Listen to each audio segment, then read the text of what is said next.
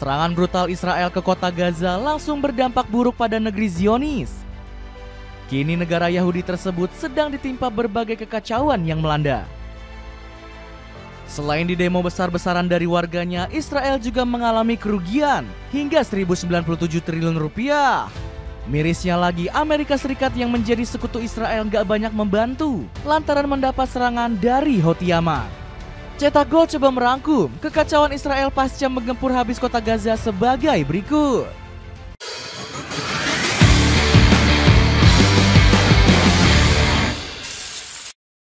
Israel dilanda banyak kekacauan.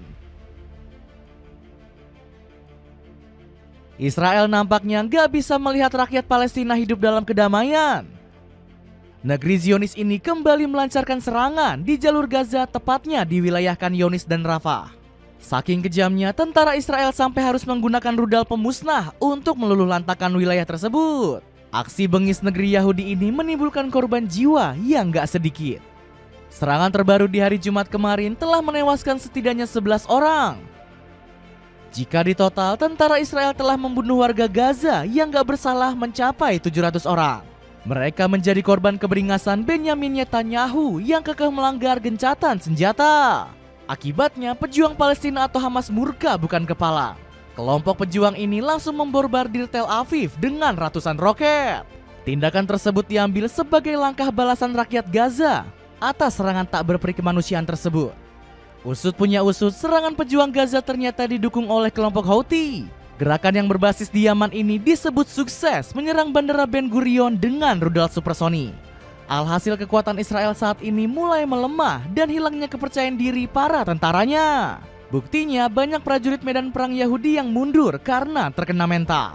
Terbaru ada Laksamana Daniel Hagari selaku juru bicara IDF yang mengundurkan diri. Pejabat Angkatan Laut ini mundur karena dikritik publik terkait buruknya komunikasi militer Israel selama perang. Dimusuhi rakyat dan pejabat sendiri akibat langgar perjanjian.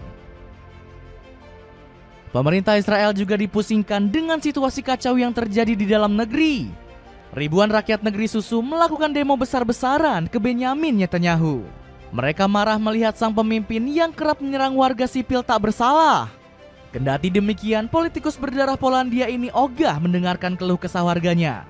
Buktinya pejabat partai Likud itu malah makin bernafsu ingin membuat jalur Gaza rata dengan tanah. Netanyahu bahkan berani menyebut serangan ini baru permulaan dan belum begitu berbahaya. Hamas telah merasakan kekuatan tangan kami dalam 24 jam terakhir. Dan saya ingin berjanji kepada Anda dan mereka, ini hanyalah permulaan. Tekanan militer penting untuk pembebasan sandera tambahan, ancam sang Perdana Menteri. Alih-alih sukses melemahkan Hamas, ambisi tersebut justru gagal terrealisasi lebih lanjut. Pasalnya, negeri Zionis banyak ditinggal pejabat militernya karena berselisih paham dengan Netanyahu. Sebut saja seperti yang dilakukan oleh Menteri Pertahanan mereka yakni Yoav Gallant. Pejabat 66 tahun ini mengaku mundur dari kabinet perang Israel karena kebijakan absurd sang Perdana Menteri. Semua ini adalah akibat langsung dari pemerintahan ekstremis yang telah kehilangan kendali dan sibuk memperlebar perpecahan di antara rakyat alih-alih mempromosikan persatuan. Tulis Yoav di akun X miliknya. Membuat Israel rugi besar. Mundurnya Yoav Gallant dari Menteri Pertahanan Israel membuat Israel dilanda kerugian amat besar. Kehilangan sosok Gallant langsung mengacaukan strategi militer Israel. Terbukti militer negeri Yahudi mengalami berbagai kekacauan yang terjadi. IDF selaku badan militer Israel mengakui negeri susu mengalami sejumlah kekalahan dari pihak musuh. Salah satunya adalah berkurangnya jumlah alutsista termasuk ratusan tank operasional. Jumlah tank operasional saat ini tidak cukup untuk kebutuhan perang di Gaza. Bunyi keterangan IDF. Belum lagi pasukan Israel juga sudah banyak gugur di medan perang. Nidal Abu Zaid selaku pakar militer Yordania mencatat pasukan Zionis setidaknya sudah kehilangan 16.000 personel.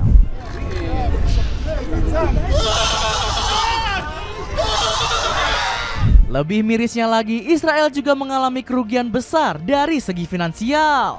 Menurut laporan, negeri susu telah kehilangan 67 miliar US dollar atau setara 1.097 triliun rupiah akibat kekalahan perang. Sejumlah politisi Israel mendesak Benyamin Netanyahu untuk segera mengibarkan bendera putih. Nathan Essel menyebut negeri susu akan terus-terusan dilanda krisis dan berpotensi bangkrut. Ex-direktur kantor Perdana Menteri Israel ini menilai perang hanya membawa kerugian bukan keuntungan. Tidak ada gunanya melanjutkan pertempuran di Gaza, jadi pertempuran itu harus segera dihentikan, tegas Nathan. Mau tahu parfum kekinian dengan kualitas top dan harga terjangkau? Aerostreet Perfume Daily Obsession bisa kamu dapatkan mulai dari harga 20 ribuan aja. Cek linknya di bawah ini. Tidak banyak negara yang ikut membantu. Israel semakin pusing karena kekacauan yang mereka alami nggak mendapat sokongan dunia internasional. Sejumlah negara justru menentang rencana jahat yang dibuat negeri susu tersebut. Uni Eropa mulai mencium kebusukan yang diperbuat oleh Israel. Organisasi yang berisi negara-negara benua biru ini mendesak Benyamin Netanyahu untuk segera menghentikan aksinya di jalur Gaza. Uni Eropa murka lantaran Netanyahu berbuat semena-mena memotong aliran listrik warga kota Gaza. Selain itu, Netanyahu juga menghalangi bantuan kemanusiaan yang disumbangkan. Belum lagi politisi 75 tahun ini bertindak gegabah dengan melakukan serangan udara. Uni Eropa menilai tindakan Netanyahu ini seperti setan tak terkendali dan semakin mengkhawatirkan. Organisasi Persatuan Negara Eropa ini mengancam bakal mengambil tindakan tegas. Meski begitu, kecaman ini justru nggak dihiraukan oleh Amerika Serikat selaku sekutu Uni Eropa. Donald Trump malah siap memberikan persenjataan yang canggih untuk militer Israel. Upaya licik sang presiden Paman Sam ini justru bikin situasi semakin kacau. Terbaru kapal induk Amerika Serikat dihajar oleh milisi Houthi Yaman saat berlayar di Laut Merah. Belum lagi musuh bebuyutan Israel dan Amerika seperti Cina juga siap melemahkan keduanya. Negeri tirai bambu mengecam keras tindakan negeri susu yang dianggap sudah berlebihan. PBB pun mengutuk keras dan akan mengambil langkah untuk menghentikan tindakan keji Israel. Palestina dibantu banyak negara. Berbeda dengan Israel, Palestina justru mendapatkan dukungan besar dari berbagai negara. Negara Eropa sekelas Spanyol bahkan siap mengirimkan bantuan besar. Kementerian Luar Negeri Pedro Sanchez menyebut di tahun lalu Spanyol telah membantu 1,1 juta warga kota Gaza. Pedro nggak akan tinggal diam dan akan terus menyalurkan bantuannya. Bahkan Spanyol mengakui Palestina sebagai negara merdeka dan bebas dari penjajahan. Negara Palestina harus berdiri sendiri dengan tepi barat dan Gaza terhubung oleh sebuah koridor dan Yerusalem Timur sebagai ibu kotanya, serta harus disatukan di bawah pemerintahan yang sah dari Otoritas Nasional Palestina, ucap Pedro Sanchez. Selain negeri Matador, Kanada juga nggak mau ketinggalan dalam membantu Palestina. Negeri pecahan es ini bahkan berjanji akan memberikan bantuan sebesar 792 miliar rupiah bagi rakyat Gaza. Kanada tetap berkomitmen untuk memastikan bahwa rakyat Palestina di Gaza dan tepi barat menerima bantuan penyelamatan jiwa yang sangat mereka butuhkan.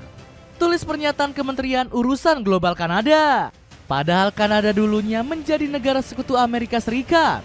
Namun ketegangan dengan Trump akhirnya membuat negeri pecahan es ini mulai menentang kebijakan AS. Gak mau kalah, Indonesia juga ikut mengirimkan bantuan ribuan kotak makanan. Ketua Basnas Nur Ahmad mengatakan membantu Palestina adalah suatu kewajiban untuk Indonesia. Indonesia dan Palestina memiliki hubungan yang erat baik secara historis maupun emosional. Oleh karena itu, Basnas RI bersama masyarakat Indonesia akan terus mendukung perjuangan rakyat Palestina, baik melalui bantuan kemanusiaan, pemberdayaan ekonomi, maupun program sosial lainnya. Kemeja koko dari Tenyu bisa menambah kepercayaan diri kamu di hari raya nanti. Cek linknya di bawah ini. Itulah ulasan kekacauan Israel pasca menggempur habis kota Gaza. Bagaimana pendapatmu? Akankah negeri Zionis ini segera menerima karma berat akibat kejahatan mereka? Coba tulis pendapatmu di kolom komentar di bawah ini.